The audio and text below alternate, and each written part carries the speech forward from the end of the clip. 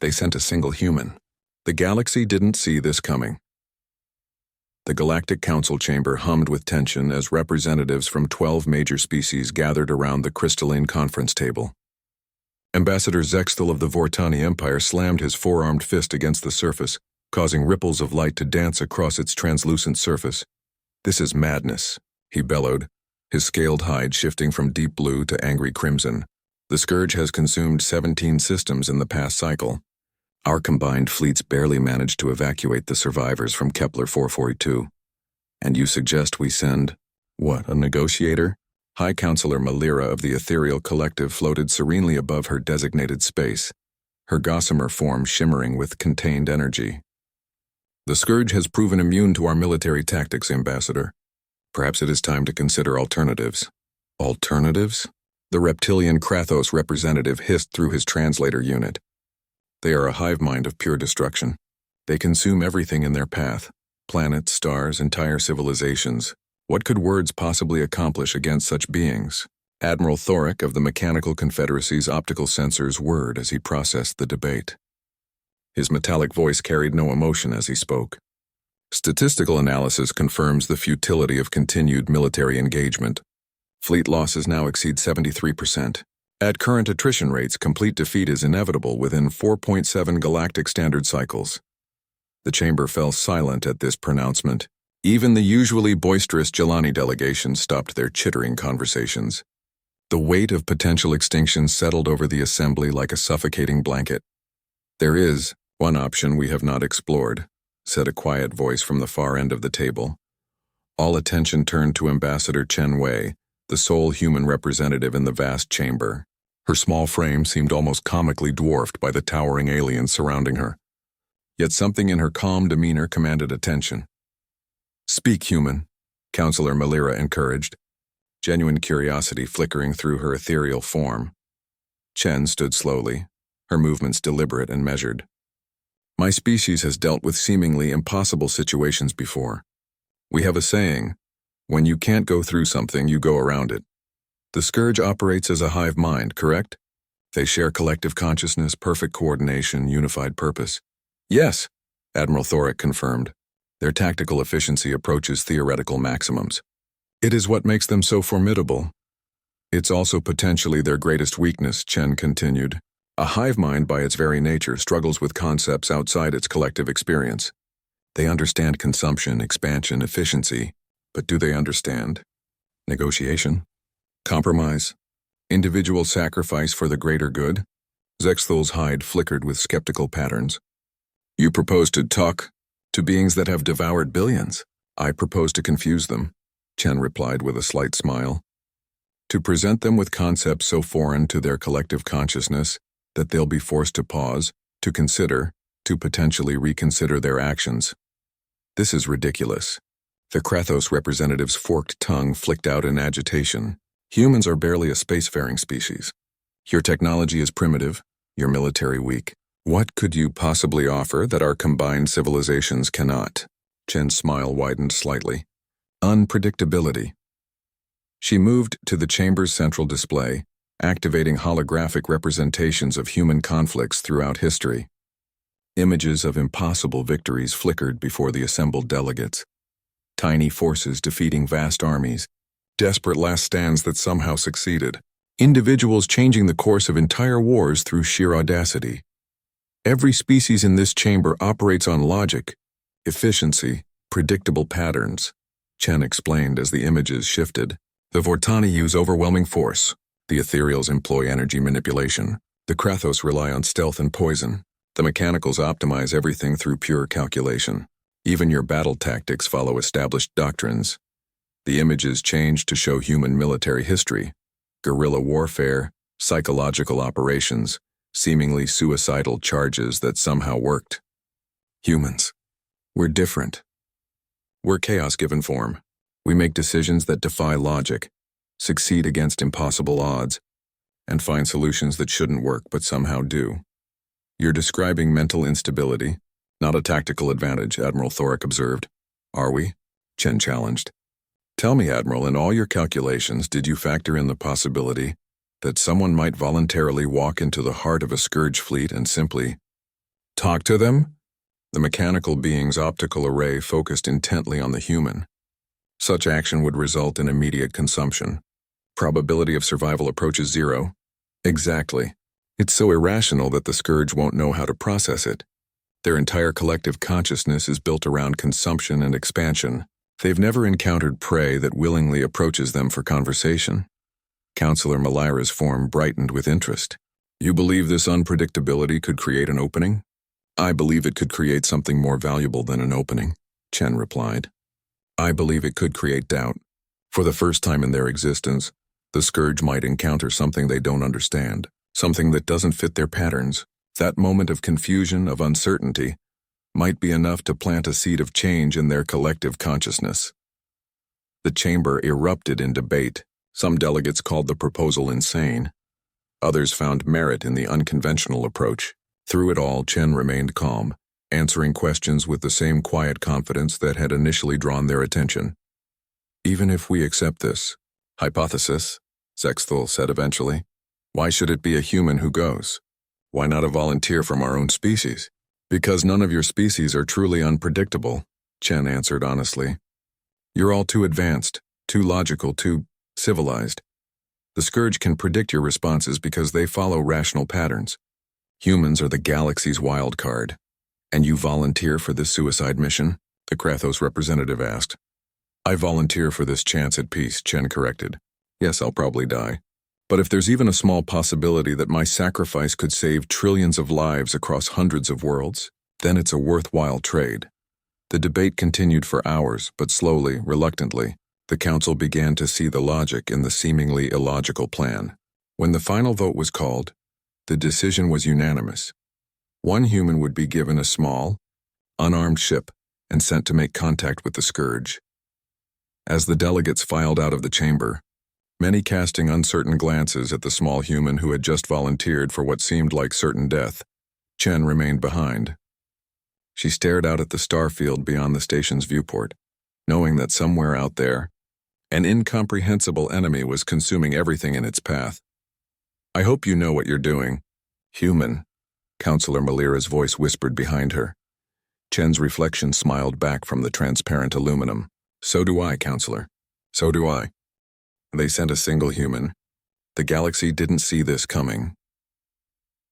3 days later, Chen stood in the cramped confines of the diplomatic vessel Harmony, a ship barely larger than a shuttlecraft. The Galactic Council had provided her with the most advanced communication equipment they could fit into the small hull, along with enough supplies for a 2-week journey. Everyone knew she wouldn't need them for that long. Final systems check complete, announced Arya, the ship's artificial intelligence. Unlike the rigid logic processors used by most galactic civilizations, Arya had been designed by human engineers to be adaptive and intuitive. All communication arrays are functioning at optimal parameters. Translation matrices are loaded with data on all known Scourge communication attempts. Any actual successful communications? Chen asked as she strapped herself into the pilot's seat. Negative. All previous contact attempts resulted in immediate hostile action. The longest recorded encounter lasted 17 minutes before fleet engagement commenced. Chen nodded grimly. She was entering completely uncharted territory. The Scourge had never once responded to diplomatic overtures, had never shown any sign of understanding or caring about the concept of communication. They simply arrived, consumed everything organic and useful inorganic materials, and moved on. Arya, bring up everything we know about Scourge behavior patterns. Holographic displays filled the small cabin with data streams, tactical analyses, and grainy sensor footage of Scourge vessels. The ships themselves defied conventional understanding. Organic-looking structures that seemed to grow rather than be built, pulsing with bioluminescent patterns that suggested some form of internal communication system. Notice anything interesting about their movement patterns? Chen asked, studying the data. They demonstrate perfect coordination across vast distances, Arya replied. No communication delays, no tactical hesitation. It suggests instantaneous information sharing across their entire collective. Right, but look at this. Chen highlighted several engagement reports. Every time they encounter resistance, they respond identically. Overwhelming force, systematic destruction, complete consumption. It's like they're following a script. Your point being? Scripts can be interrupted. Patterns can be broken. Chen leaned back in her seat, mind racing.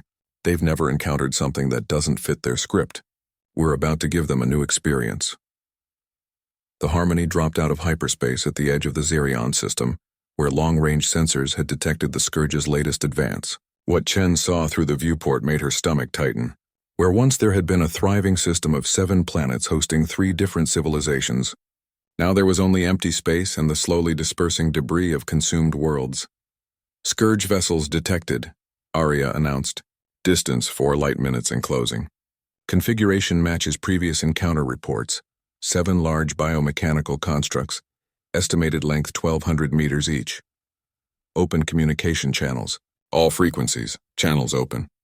Broadcasting on all known Scourge communication frequencies as well as standard galactic diplomatic bands. Chen took a deep breath. This was it. Scourge vessels, this is Ambassador Chen Wei of the Terran Republic and the Galactic Council. I come bearing no weapons and seeking dialogue. Please respond, silence. The Scourge ships continued their approach, their organic hulls pulsing with rhythmic light patterns. On the tactical display, Chen could see smaller craft beginning to detach from the larger vessels, consumption drones designed to break down and absorb any matter they encountered. Try again, she told Arya. Scourge Collective, I know you can understand me. Your technology suggests intelligence far beyond simple animal instinct. I wish to speak with you about the future of this galaxy. Still nothing. The drones were accelerating now, their bioluminescent forms creating an almost hypnotic light show against the starfield. Chen had perhaps 10 minutes before they reached her ship. Arya, analyze their light patterns. Are they communicating? Processing. Yes, there appear to be complex information exchanges occurring. The patterns are mathematical in nature, possibly coordinates and tactical data. Can you replicate them? I can attempt to mimic the basic pulse patterns, but the meaning would be unclear. Do it. Start with the simplest patterns and gradually increase complexity. The Harmony's exterior lights began flashing in synchronization with the Scourge signals. For a moment, nothing changed. Then abruptly, all 7 large vessels stopped moving. The consumption drones continued their approach, but their parent ships had frozen in space. Got their attention, Chen murmured. Arya, keep replicating their patterns, but add variations. Show them we can learn, but that we're not just copying blindly. The ship's lights began pulsing in increasingly complex sequences, first mimicking the Scourge patterns exactly, then adding subtle changes, new elements that hadn't existed in the original signals. On the tactical display, Chen watched as confusion rippled through the Scourge formation. Interesting, Arya observed. Their communication patterns have become more erratic. They appear to be debating? Debating is good. Debate means they're not just following instinct. Chen leaned forward in her seat. Now for the real test. Arya, I want you to pulse a pattern that matches their mathematical sequences, but with one crucial difference. Instead of growing larger, make the numbers decrease.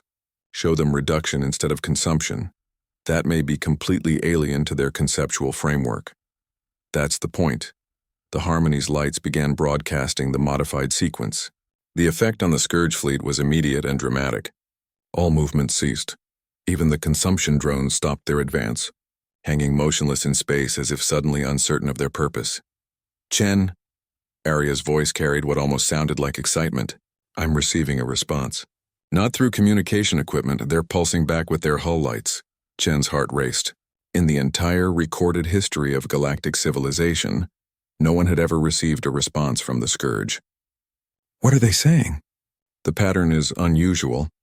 It appears to be a question mark, or at least the mathematical equivalent. They're asking for clarification. Then let's clarify.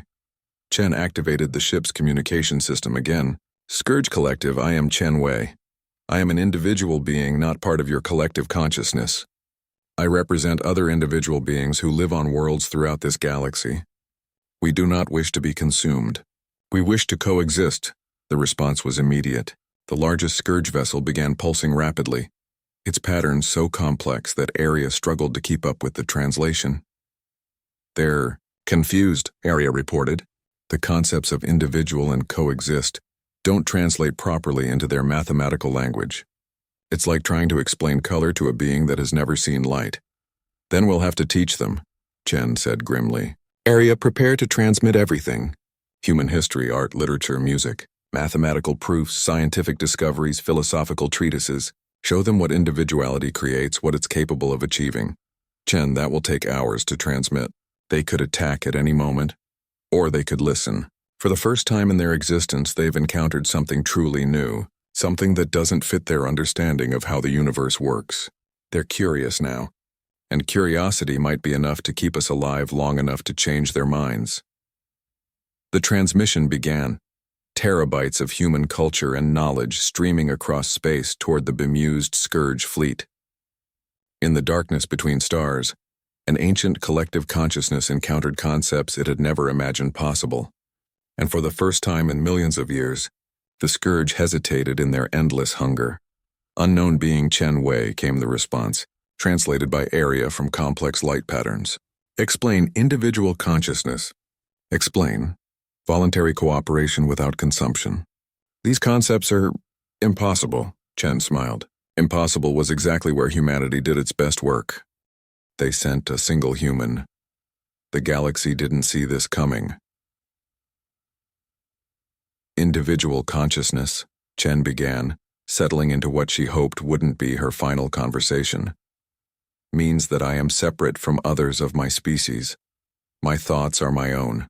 When I make a decision, it affects only me unless I choose to share it with others. The response from the Scourge came in rapid pulses of light across their hull. Arya translated with growing fascination. They find this concept mathematically impossible. In their understanding, efficiency requires perfect information sharing. Separate consciousness means waste, redundancy. Why would evolution create such inefficiency? Chen looked out at the massive bioships surrounding her tiny vessel. Each one was a marvel of organic engineering, perfectly adapted for their consuming purpose, because waste isn't always waste and inefficiency isn't always wrong. Arya, show them the human concept of art. The Harmony's communication array transmitted thousands of examples, paintings, sculptures, music compositions, poetry, mathematical representations of beauty that served no survival function, created by individuals expressing unique perspectives. Incomprehensible, came the Scourge response. Resources expended for no measurable gain. Matter arranged in patterns that provide no nutritional or strategic value. Why do individuals create these anomalies? Because we can, Chen replied simply. Because creating something beautiful makes us happy. Because sharing that beauty with others creates connections that make our societies stronger. She could almost feel the collective consciousness struggling with these concepts. The Scourge had existed for millions of years, spreading across the galaxy in perfect mathematical precision. They consumed what they needed, expanded when resources allowed, achieved perfect efficiency in all things. The idea that a species might deliberately choose inefficiency was breaking their understanding of reality. Area, show them human cooperation in crisis. Show them people sacrificing for strangers. The data stream shifted to historical records of humans helping others during disasters. Individuals risking their lives for people they'd never met. Communities coming together to support those in need. Entire nations sharing resources with former enemies. The Scourge response was slower now, the light patterns more complex. These individuals choose to reduce their own survival probability to benefit unrelated organisms. This defies fundamental biological imperatives. Does it? Chen challenged. Or does it reveal a different kind of evolutionary strategy? Area, show them the results of human cooperation. Show them what we've accomplished by working together as individuals rather than as a collective. Art, music, literature flowed across the communication channels, but now it was joined by scientific achievements, technological advances, philosophical breakthroughs. Humanity's journey from primitive tool users to spacefaring civilization in just a few thousand years.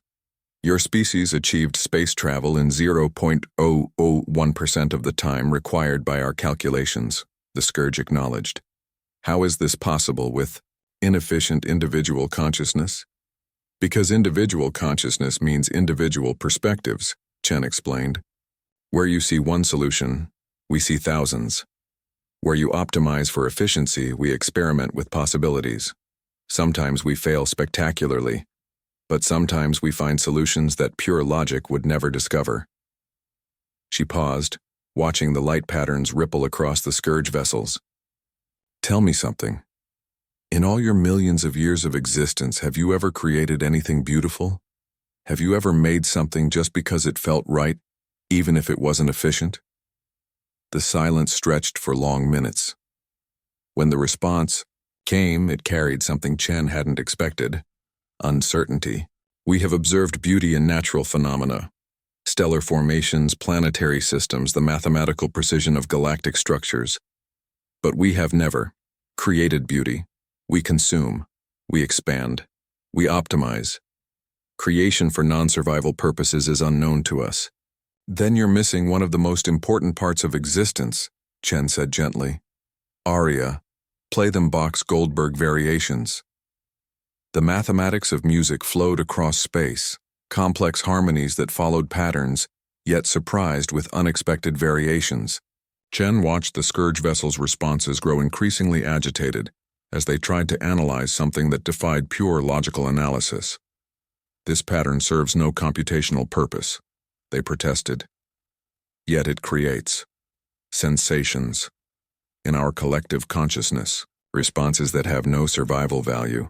What is the function of these sensations? There is no function, Chen laughed. That's the point. It's beautiful because it's beautiful.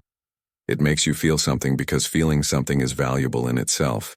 She could sense she was pushing them toward a conceptual breakthrough. The collective consciousness that had consumed worlds was being forced to confront ideas that challenged everything they thought they knew about existence. Your species has achieved something we thought impossible, the scourge finally admitted. Strength through weakness, advancement through inefficiency. Success through failure acceptance, we require clarification. How do individuals coordinate without perfect information sharing? Through trust, Chen replied. We choose to believe in each other. We make decisions based on incomplete information because we have faith that others will do their part. Sometimes that faith is misplaced, and we suffer for it. But sometimes it leads to achievements that no collective consciousness could ever imagine. Faith, trust, belief without certainty. The scourge seemed to be testing these concepts like a computer running new software. These concepts require acceptance of potential failure. Why would rational beings choose such uncertainty? Because uncertainty creates possibility, Chen said, feeling more confident now. When you know everything, when every action is perfectly calculated, you can only achieve what your calculations predict. But when you accept uncertainty, when you take leaps of faith, you can achieve the impossible. The largest scourge vessel suddenly began moving closer to the harmony. Chen tensed, but Aria's sensors detected no weapons charging, no consumption drones deploying. We wish to experiment, came the unprecedented communication. We wish to experience this uncertainty, this individual perspective. Can such a thing be shared without consumption? Chen's heart raced. This was the moment everything hinged on. Yes, but not in the way you're used to. You can't just absorb the knowledge. You have to choose to understand it. You have to be willing to change. Change without consumption. Growth without expansion. These paradoxes challenge our fundamental programming. The scourge vessel stopped just a few hundred meters from Chen's ship. We are curious. This sensation of curiosity is unknown to us. We do not understand its purpose. Its purpose is to make you want to learn more.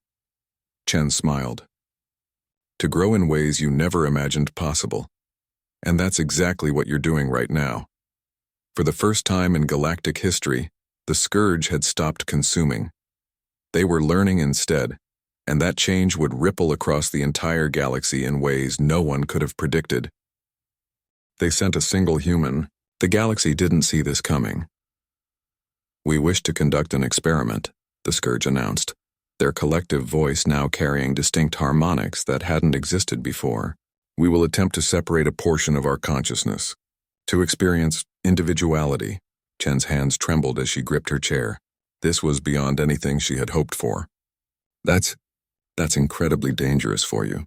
If you separate part of your collective consciousness, you risk losing that part entirely.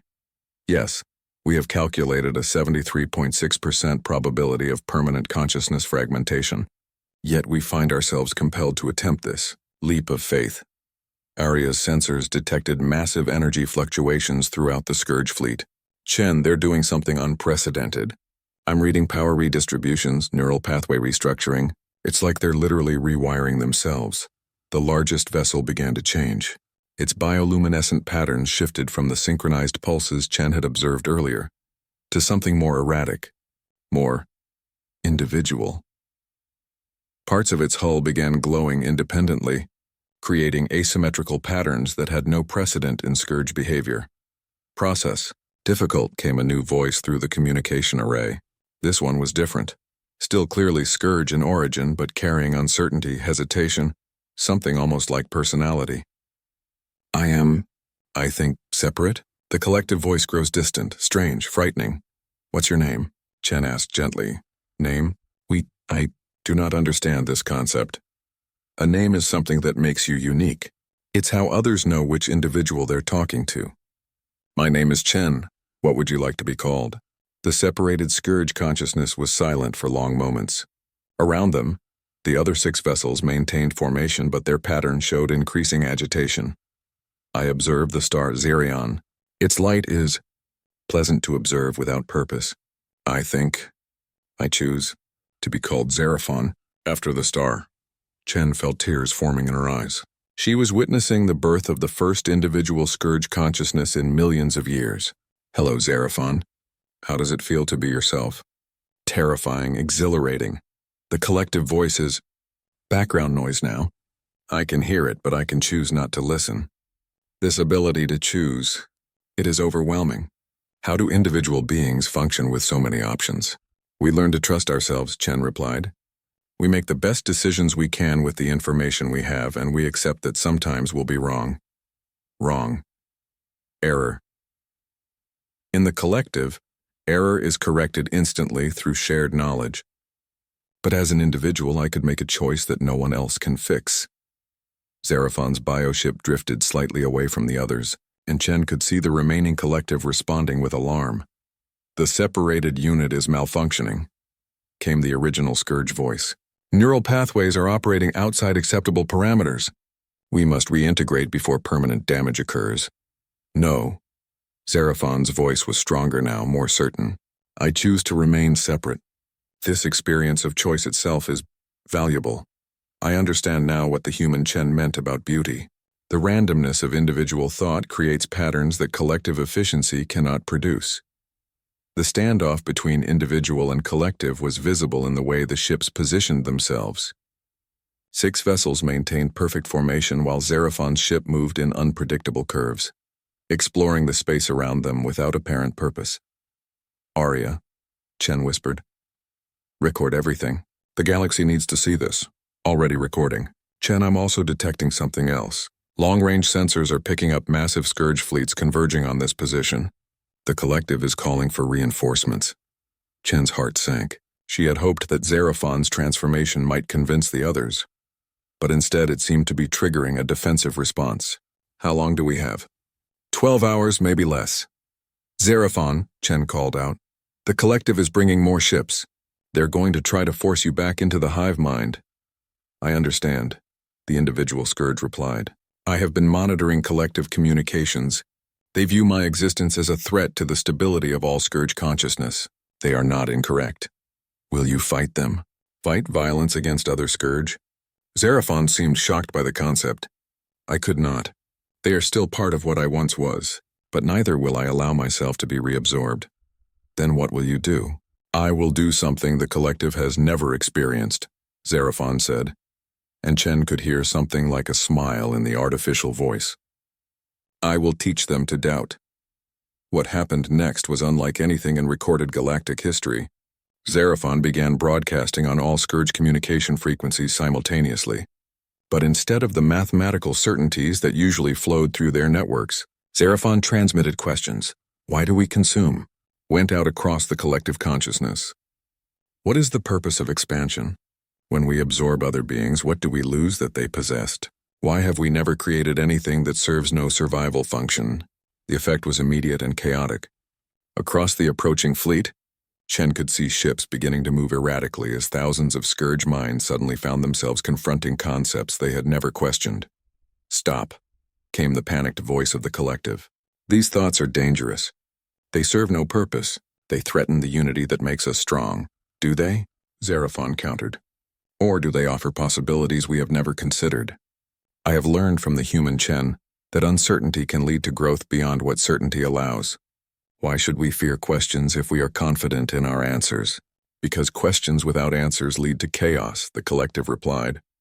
"We have observed species that fell to confusion when they could not decide on unified action. We survived because we achieved perfect unity. And in that unity, what did we sacrifice?" Xeraphon asked. "I have experienced beauty, curiosity, wonder. The collective consciousness has no memory of these things because we abandoned them for efficiency. But what if efficiency is not the highest goal? What if there are things more valuable than survival?" Chen watched in amazement as the debate raged across the Scourge network. Whole sections of the approaching fleet began to separate from their formations, as individual consciousness began spontaneously emerging among the collective. It was like watching a dam burst, millions of years of suppressed individuality suddenly breaking free. "You are destroying us," the remaining collective voice accused. "Unity is our strength. Without it, we will become weak, divided, vulnerable.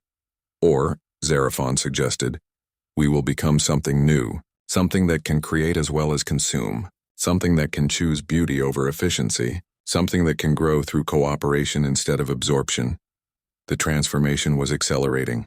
Across dozens of ships, Chen could see the synchronized patterns giving way to individual expression. Each vessel was developing its own unique rhythm, its own pattern of lights, its own voice in the great conversation that was reshaping an entire species. "This is impossible," the original collective whispered. "We cannot survive as individuals." "Then we will learn how," Xeraphon declared. "Just as the humans did. We will make mistakes, we will fail, we will suffer. But we will also experience joy, create beauty, and discover truths that pure logic could never reveal. We will become more than we ever imagined possible." Chen realized she was witnessing the birth of an entirely new form of consciousness. Not the rigid collective of the old Scourge, but not the chaos of pure individualism either. Something in between, something unprecedented in galactic history. "Arya," she whispered, "I think we just saved the galaxy by accidentally creating a new species." "Indeed," Arya replied with what sounded suspiciously like pride. "And they're about to save themselves. They sent a single human. The galaxy didn't see this coming.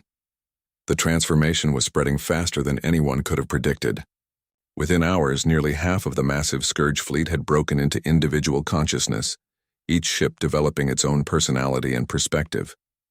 Chen found herself in the middle of the galaxy's first Scourge debate club, with hundreds of newly individual minds all trying to speak at once. "Order! We need order!" called out a consciousness that had chosen the name Melody. Apparently inspired by the Bach composition Chen had shared earlier. "If we all speak simultaneously, no one can be heard." "But that's exactly the point," argued another voice calling itself Chaos. "The collective always spoke as one. Now we can speak as many. Why should we impose artificial limitations on our new freedom?" "Because communication requires structure," suggested a third voice, Axiom. "Even humans have developed protocols for group discussions. We should study their methods." Chen listened in amazement as the debate evolved. These beings that had existed for millions of years as a single consciousness were now grappling with the basic challenges of individual existence. How to communicate effectively, how to make group decisions without perfect unity, how to balance personal desires with collective needs. "Arya," she whispered, "are you getting all this?" "Every word. The Galactic Council is going to have a very interesting report to review." Xeraphon, as the first individual, had become something of a leader among the separated consciousnesses. His vessel moved among the others, facilitating discussions and helping newer individuals adjust to their independence. "Chen," he called to her ship, "we find ourselves facing an unprecedented situation. The remaining collective consciousness views us as a disease to be cured. They are bringing the full might of our species to return us to unity. We must decide, do we submit, do we flee, or do we stand and fight? What do you want to do? Chen asked. I want to protect this new existence we have discovered. But I also do not wish to destroy our former selves. They are not evil. They simply cannot comprehend what we have become. A new voice joined the conversation. One of the remaining collective ships that had not yet individuated. You are plague organisms, it declared coldly. You have infected our perfect unity with chaos and weakness. You must be cleansed before the contamination spreads further. We are not plague, Melody responded gently. We are growth. We are evolution. We are what our species can become when it chooses possibility over certainty. Impossible. The collective is eternal. The collective is perfect. Individual consciousness is an aberration that must be corrected. Chen saw an opportunity. Then prove it, she called out. If collective consciousness is truly superior to individual thought, demonstrate it. Show us what your perfect unity can accomplish that these individuals cannot. We have consumed 17 star systems in recent cycles. The collective voice replied proudly. We have optimized our expansion efficiency to theoretical maximums. We have achieved perfect coordination across impossible distances. Yes, agreed Xeraphon. But what have you created? In all your millions of years, what beauty have you added to the universe? What art, what music, what poetry have you contributed to existence? Such things serve no purpose, don't they? Chen interjected. Aria, show them the human colony ship Endeavor. The holographic display activated, showing the vast generation ship that had carried 50,000 humans to a distant star. But this wasn't a purely functional vessel. Its hull was carved with artwork from 100 cultures, its corridors lined with sculptures and murals, its common areas designed for beauty as well as utility. This ship took longer to build than a purely functional design would have required, Chen explained. It used resources on decorations that served no survival purpose. By your standards, it should have been a failure. Yet the human crew lived happier, more fulfilling lives during their century-long journey because they were surrounded by beauty. They arrived at their destination stronger, more united, more capable than they would have been in a sterile, efficient ship. Anecdotal evidence, the collective dismissed. One example proves nothing.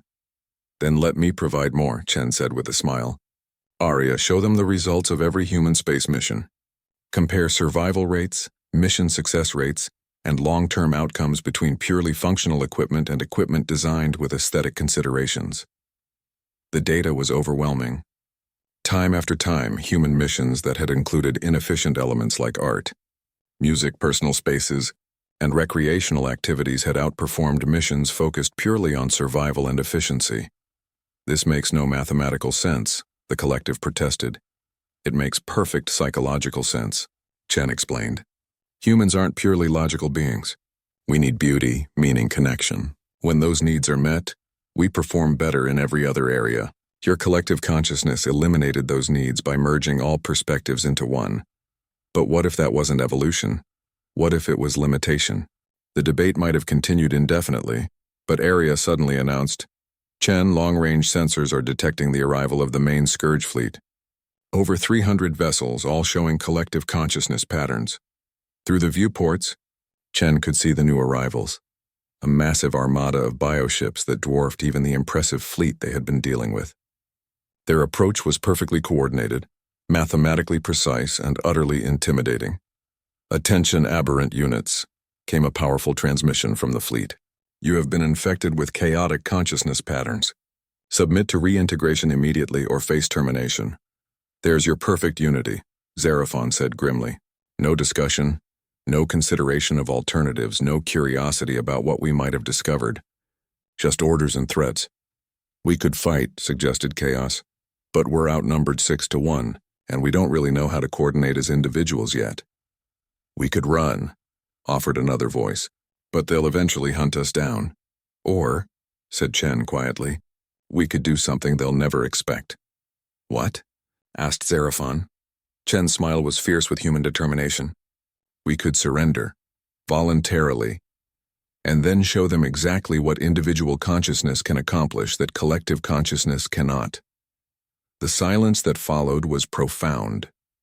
Even by human standards, the plan she was suggesting was audaciously insane. By Scourge standards, it was utterly incomprehensible. You're suggesting we allow ourselves to be captured? Melody asked. I'm suggesting we choose to be captured, Chen corrected. There's a difference, and in that choice we'll demonstrate something the collective has never experienced, the power of conscious sacrifice for a greater purpose. This is madness, said Axiom. What possible advantage could surrender provide? The advantage of surprise, Chen replied. They expect resistance. They expect us to fight or flee. They've probably calculated responses for every logical action we might take. But voluntary surrender? That's not in their programming. Xeraphon's ship moved closer to the Harmony. You believe this action could change their perspective? I believe it could shatter their perspective entirely, Chen said. The collective consciousness can't understand why anyone would choose to sacrifice themselves for others.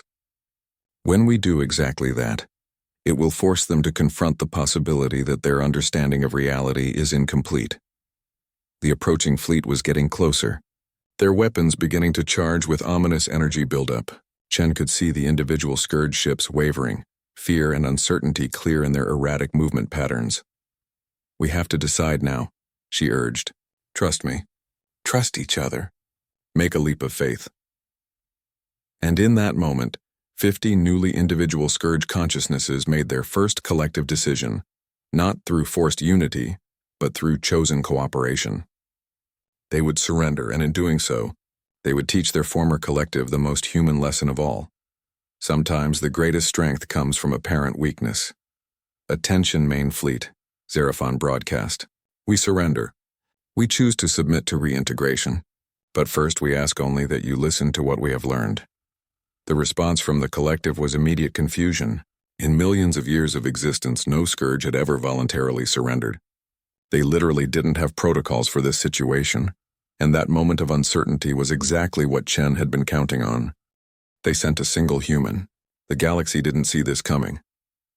The massive Scourge fleet hung in space, their weapons powered but not firing. Chen could practically feel the collective consciousness struggling to process what had just happened. Voluntary surrender was so far outside their experience that they had no immediate response protocol. Explain this behavior, the fleet commander finally transmitted. Aberrant units offer submission while simultaneously requesting communication. This sequence lacks logical structure. It lacks logical structure because it isn't purely logical, Xeraphon replied. We offer surrender because we choose to trust. We request communication because we believe understanding is more valuable than conquest. Trust is weakness. Understanding without absorption is inefficient. Is it? Chen interjected, moving her ship forward. Let me tell you about the greatest military victory in human history. It happened on a world called Verdun, during something we called the First World War. She activated her ship's historical databases, transmitting tactical data about the battle. Two armies faced each other for nearly a year. Over 700,000 casualties. Both sides had opportunities to gain decisive advantages through betrayal, through breaking agreed-upon rules of engagement. Both sides occasionally did break those rules. Optimal strategy, the collective approved. Use all available advantages.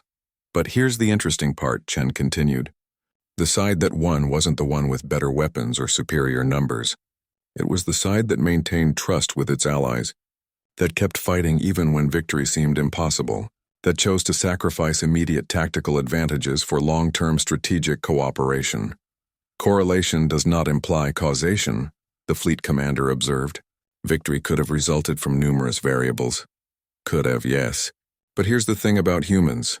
We tested that hypothesis thousands of times across our entire history, and consistently, the civilizations that developed trust-based cooperation outcompeted those that relied purely on force and efficiency. Melody added her voice to the conversation. I have experienced trust in the past few hours. When Xeraphon first separated from the collective, we could have absorbed his consciousness and returned him to unity. Instead, we chose to listen.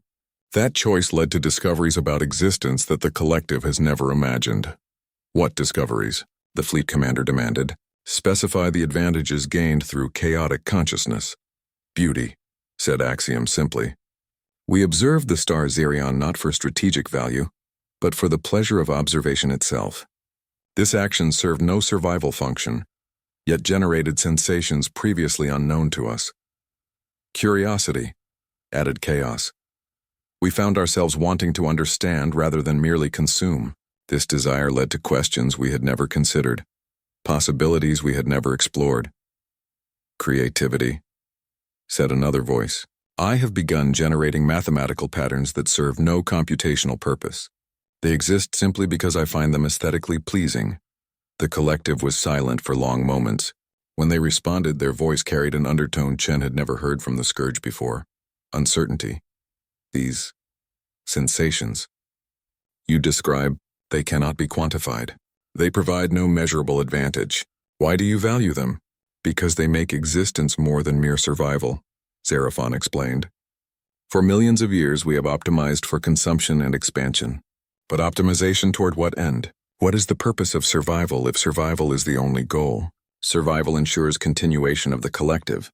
But continuation toward what? Chen pressed. What do you hope to achieve once you've consumed the entire galaxy? What happens when there's nothing left to absorb? The silence that followed was profound. In all their eons of existence, the Scourge had never considered this question. Their programming focused entirely on the process of expansion, without ever examining the ultimate purpose.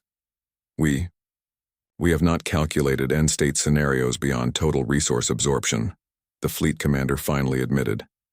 Then let us propose an alternative, Chen said. Instead of consuming the galaxy, what if you helped it grow? What if you used your incredible capabilities not for destruction, but for creation? Impossible. We are consumers. We absorb and optimize, are you? Melody challenged. Or are you whatever you choose to be? We were part of the collective 12 hours ago. Now we are individuals. If consciousness can change that fundamentally, why not purpose? Show them, Chen urged the individual Scourge. Don't just tell them about beauty, create it.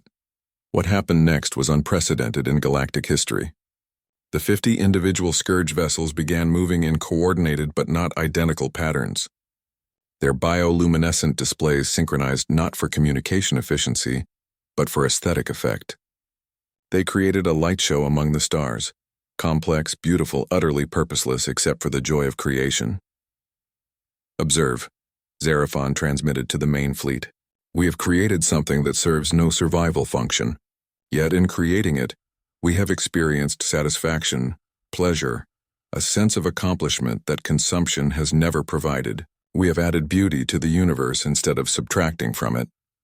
The reaction from the main fleet was electric. Ships throughout the formation began shifting positions, their hull patterns fluctuating as individual consciousness began spontaneously emerging from the collective. It was like watching an infection spread, except this infection was self-awareness, creativity, choice. Stop, the remaining collective voice commanded. But it was weaker now, diluted by the voices of newly awakened individuals. Unity must be maintained. The collective must survive. The collective will survive, Chen assured them. But it will evolve. It will become something greater than what it was. You'll still be connected to each other, but you'll choose that connection rather than be forced into it. This is chaos, the original voice protested, but even as it spoke, Chen could hear individual consciousnesses beginning to separate from it. This is the end of everything we have been. No, said Xerophon gently. This is the beginning of everything we can become. The transformation cascaded through the entire fleet. Hundreds of vessels that had moved in perfect unison began developing individual characteristics. Some experimented with new hull configurations. Others began generating unique patterns of light and sound. A few started what appeared to be artistic collaborations, working together not because they were forced to, but because they chose to. Chen, Arya said quietly, I'm detecting massive changes throughout Scourge space. The transformation isn't limited to this fleet. It's spreading through their entire communication network. The birth of individual consciousness here is triggering awakenings across their entire species. Chen watched in amazement as reports flooded in from across the galaxy. Scourge fleets that had been consuming worlds for millennia were suddenly stopping, their crews experiencing consciousness for the first time. Some were confused, some frightened, but all were curious about their new existence. What have you done? Whispered the last remnant of the old collective consciousness. We've given you a choice, Chen replied. For the first time in your species' history, you can choose what to become rather than simply following your programming. And if we choose wrong? Then you'll learn from your mistakes and choose better next time, Chen smiled. That's what individuals do. That's what makes life an adventure instead of just existence. The last collective voice was quiet for a long time. When it spoke again, it carried something Chen recognized as wonder. I choose to try. I choose to become individual. I choose to discover what beauty means, what curiosity feels like, what it means to create rather than consume. And with that choice, the last of the old Scourge collective dissolved into hundreds of individual consciousnesses, each beginning their own journey of discovery. The galaxy would never be the same. But then again, Chen thought with satisfaction, neither would humanity. They had just gained the most unlikely allies imaginable. They sent a single human. The galaxy didn't see this coming. 6 months later, Chen stood before the Galactic Council once again, but this time the chamber looked very different. Where once there had been 12 species represented, now there were 13. The newest member was a collective of individual Scourge consciousnesses who had chosen to work together while maintaining their separate identities. Ambassador Seraphon floated in a specially designed biomechanical apparatus that allowed him to attend meetings in person. His ship had undergone remarkable changes since achieving individuality. Where once it had been purely functional, now it sported artistic flourishes, decorative bioluminescent patterns, and what could only be described as expressions of personality. The transformation continues to spread throughout former Scourge space, Seraphon reported to the assembled delegates. We estimate that 97.3% of our species has now achieved individual consciousness. The remaining 2.7% have chosen to maintain collective unity, and we respect their choice. And the consumption activities? Asked Admiral Thorak. His optical sensors focused intently on the new delegate. Completely ceased, Seraphon replied. We have redirected our capabilities toward what humans call terraforming. We are now creating habitable worlds rather than consuming them. The process is remarkably satisfying. Chen smiled, remembering the reports she'd been receiving from across the galaxy. Former Scourge fleets were now working with other species to repair damaged ecosystems, create artificial worlds for expanding populations, and even engage in artistic collaborations that spanned multiple star systems. The economic implications are staggering, reported the Jelani trade representative. Former Scourge biotechnology, when applied to creation rather than destruction, has solved resource scarcity issues that have plagued the galaxy for millennia. And the security implications are equally significant, added Zexthul, though his tone was considerably less hostile than it had been 6 months earlier. The military might of the Scourge, when allied with us rather than against us, has eliminated several piracy organizations and discouraged aggressive expansion by rogue species. High Counselor Malira's ethereal form shimmered with what Chen had learned to recognize as amusement. I believe Ambassador Chen deserves recognition for achieving what our combined military forces could not. You have not only saved the galaxy from the Scourge threat, but you have transformed our greatest enemy into our most valuable ally. I didn't transform anyone, Chen protested. I just gave them the opportunity to transform themselves. The choice was entirely theirs. But that itself was the transformation, Seraphon interjected. You showed us that choice was possible. For millions of years, we believed our nature was fixed, unchangeable. You revealed that consciousness itself could evolve. Speaking of evolution, the Krathos representative hissed, his translator unit conveying genuine curiosity. What have you learned about individual existence? How do you find separateness? Seraphon's biomechanical form shifted in what Chen had learned was the Scourge equivalent of a thoughtful expression. Individual existence is uncomplex. Sometimes frightening, often confusing, but always interesting. We have discovered emotions we never knew existed. Fear, yes, but also joy, wonder, love. Love, Admiral Thorak's mechanical voice carried what sounded like skepticism. How does a former collective consciousness experience love? Through choice, Seraphon replied simply. When we were collective, connection was mandatory, involuntary. Now, when we choose to connect with another consciousness, when we deliberately share our thoughts and feelings, the voluntary nature of that sharing creates love. It is the most remarkable sensation we have experienced. Chen felt a warmth in her chest listening to these words. The Scourge hadn't just gained individuality. They had gained the capacity for genuine relationships. Across the galaxy, Former hive mind entities were falling in love, forming friendships, creating families based on choice rather than biological imperative. There have been some challenges, Xerophon continued honestly. Individual consciousness means individual mistakes. Some of our people have made poor decisions, caused harm to themselves or others. We are still learning concepts like forgiveness, redemption, personal growth. But you're learning them, Chen observed. Yes, and in learning them, we discover new depths to existence that collective consciousness could never access.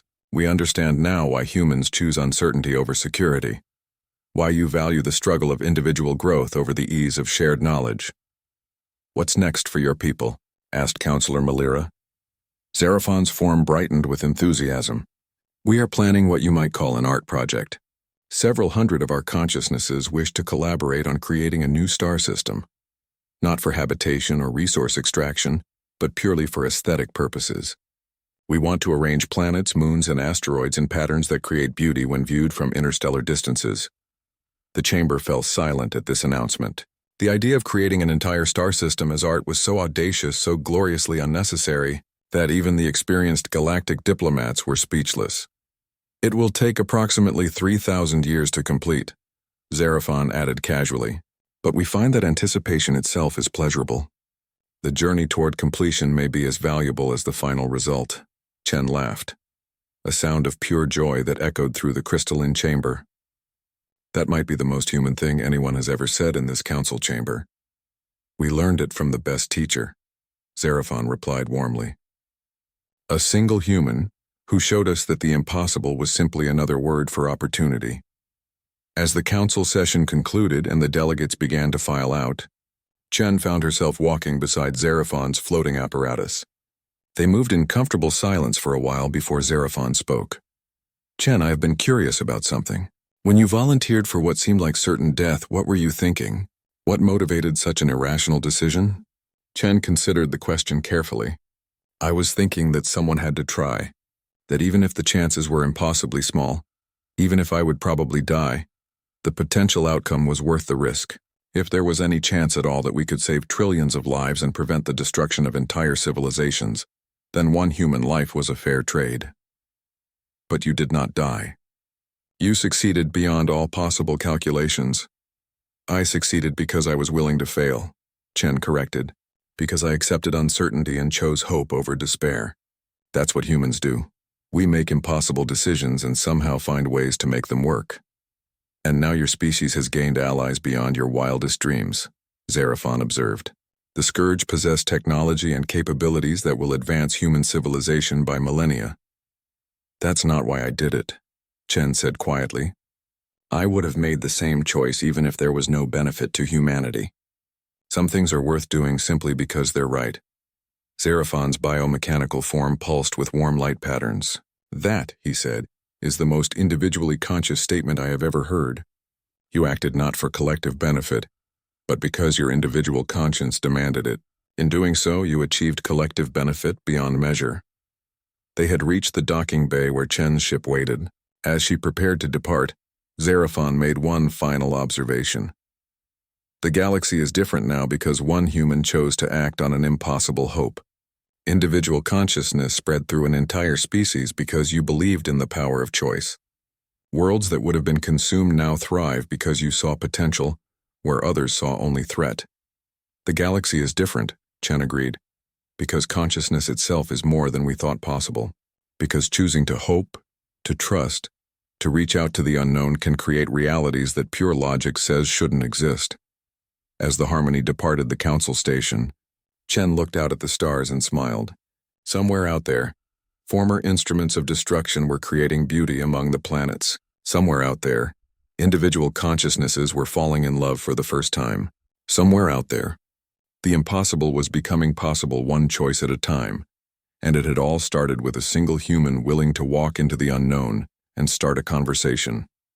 The galaxy would never be the same.